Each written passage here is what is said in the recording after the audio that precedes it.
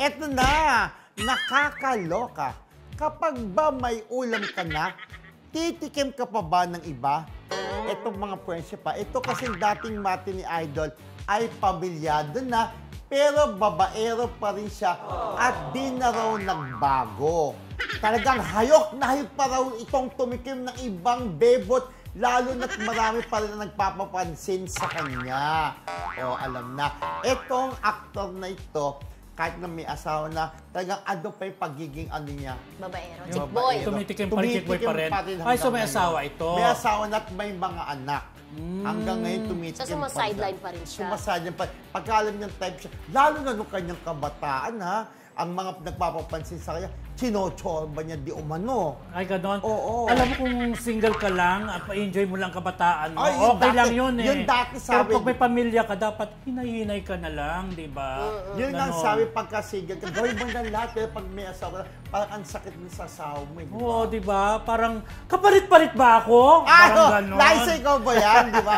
Totoo itong pumesa kasi gwapo pa rin. Kaya mga lumalapit sa kanyang type siya talagang, ayan, so, nakikipagkita siya. Ibig sabihin, hindi siya binago ng pagkakaroon ng pamilya. Dati kasi, di ba, yung mga babaero na, pag nag-asawa, nagbabago na, di ba?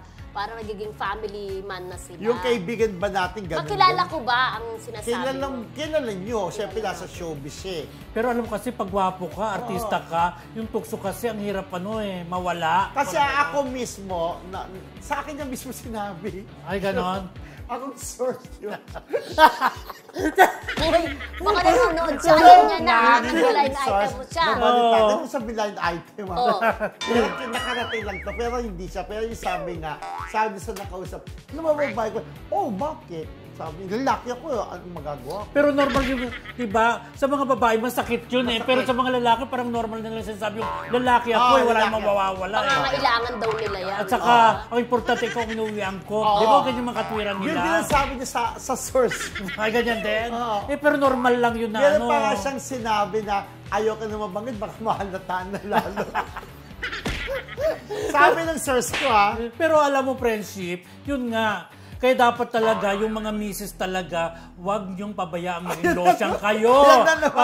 Kasi para yung mga hindi kayo papalitan.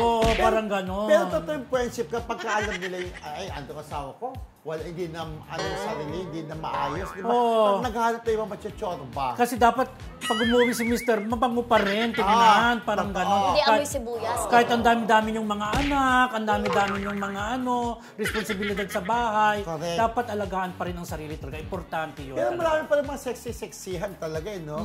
Namin na-maintain yung figure nila para hindi ipagpalit. Totoo, sinasabi ng bang lalaki, ba't nang bababae ka? Eh, yung asawa ko, tinan mo naman, kababi na. Lost siyang lang natin. May mga dialect talagang ganun mga lalaki friendship, di ba? So anyway, wala na po kung sino itong aktor na tinutukoy namin na hanggang ngayon sa kabila ni Mesa at may mga anak na ay tuloy pa rin sa pagchorba ng mga babae.